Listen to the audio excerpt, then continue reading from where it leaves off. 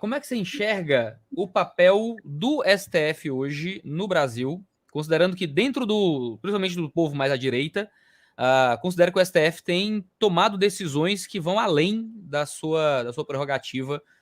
Hoje a gente tem esse escândalo sim, né? Essa investigação envolvendo fake news que mandou prender gente, pede a extradição do Alan dos Santos, aquele deputado bolsonarista que falou aquelas atrocidades lá contra o STF, que chegou a ser condenado a 8 anos de cadeia, e o presidente deu perdão presidencial, ele graça presidencial, e existe muito debate sobre o papel do STF e as imposições do STF sobre, não é, a sociedade. Como é que você tem interpretado freios e contrapesos no Brasil? Será que a gente está freando demais ou acelerando onde devia estar freando? É muito importante que você faça essa pergunta, porque nós precisamos ajudar o povo a entender bem. Porque aí existem dois aspectos, como em toda questão complexa, e não apenas um. Existem dois aspectos. Um aspecto é formal, que é basicamente o seguinte: a obra humana é falha. Sabe, a política é uma obra humana e, portanto, é uma obra falha. Para isso, a sabedoria da humanidade foi acumulando experiências institucionais, desde a ancestralidade da humanidade, foram se acumulando até que os franceses fizeram uma grande revolução, sistematizaram uma lógica, e um grande intelectual chamado Montesquieu acabou oferecendo uma estrutura que tente minimizar as falhas. Ele dizia que o poder corrompe, que o poder total corrompe totalmente, mas que o poder era uno, indivisível. O poder político era uno, indivisível. Mas as funções do Estado, dizia o Montesquieu, têm que ser divididas para que o poder controle o poder. Porque somente, dizia ele, o poder controla o poder. Em francês era le pouvoir, arrête le pouvoir. Não é? Então, dele vem isso aí. Isso significa que no sistema do Estado de Direito democrático, como está cristalizado no constitucionalismo do mundo inteiro, a última palavra é do Supremo Tribunal Federal, por definição. Compreende, Iago? Isso é uma questão formal e protocolar. Isso não quer dizer que a gente é obrigado a gostar disso, a aprovar, a dizer parabéns toda hora, não. Mas o Rui Barbosa dizia, na genialidade dele, que o direito de errar por último é do Supremo Tribunal Federal. Senão você entra num curto-circuito institucional. Alguém tem que pôr uma palavra final nos conflitos, nos erros, e tudo isso está montado de um jeito que cabe a função de administrar o presidente da República, cabe a função de legislar ao Congresso Nacional, e a judicatura cabe ao Poder Judiciário. E o Supremo vamos dizer, é controlado porque ele é 100% nomeado pelo Executivo. Então vamos lembrar disso: o 100% do Judiciário, do Supremo, é nomeado pelo Executivo. E quem elege o Executivo é o povo. E o Senado Federal pode fazer o impeachment de um ministro do Supremo. Portanto, está tudo imaginado na engenharia institucional do país para funcionar. Isto é o formal, é o protocolo, portanto, a gente tem que acatar o Supremo por definição. Senão é a baderna. Se for a lei da força, que quem fala mais alto, quem grita mais alto, e aí você não pode desrespeitar o Supremo, porque simplesmente você destrói o sistema democrático e aí vira a selva, a lei do mais forte, e isso, evidentemente, descamba para a violência. Essa é a forma, esse é o protocolo. Eu não vou fugir, entretanto, de fazer uma reflexão de duas naturezas sobre o que está acontecendo no Brasil.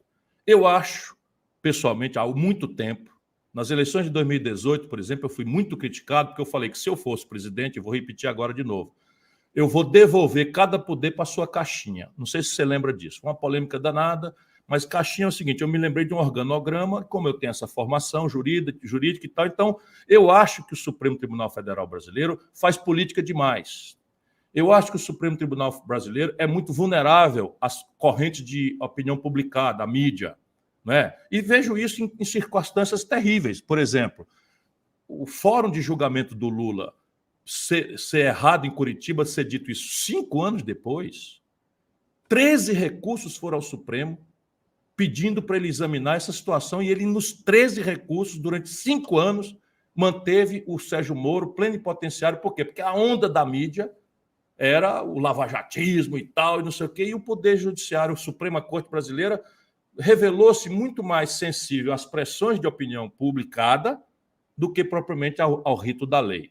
Quando a imprensa perdeu a atenção, aliás, eu havia anunciado que isso ia acontecer, eles saem para cima do muro, não absolveram o Lula, mas anularam os processos e mandaram começar tudo de novo, aproveitando que o Lula já está com quase 80 anos e, portanto, as prescrições todas, permitindo que o Lula se apresentasse de inocente, sem nunca ter sido inocentado, e fazendo assim uma espécie de muro em que a legislação brasileira foi deixada de lado em nome de conveniências políticas. Portanto, eu não sou o maior admirador, né, da conduta do Supremo Tribunal Federal. Ponto. O Bolsonaro tem alguma autoridade moral para fazer isso? Não tem, por duas razões. Primeiro, ele é o presidente da República. Sabe, o presidente da República é o chefe do Estado. Quando ele nomeia 2 ministros do Supremo Tribunal Federal, ele está sancionando o sistema. Porque se ele de verdade fosse contra, como ele fala, ele não nomearia. Não nomearia 2 ministros para o Supremo. E não ficaria cobrando em público o alinhamento desses 2 ministros nas suas teses estapafúrdias. Depois, o seguinte, qual é a conveniência e a oportunidade dessa grande confusão institucional que o Bolsonaro está agitando de novo? É que ele quer trocar na cabeça do povo o lugar onde o povo tem que julgar um governo. O povo tem que julgar um governo é a seguinte, ó, no Brasil, Iago, morreu 4 vezes a média internacional na pandemia. A explicação disso foi a conduta estúpida, incompetente, criminosa, corrupta do Bolsonaro.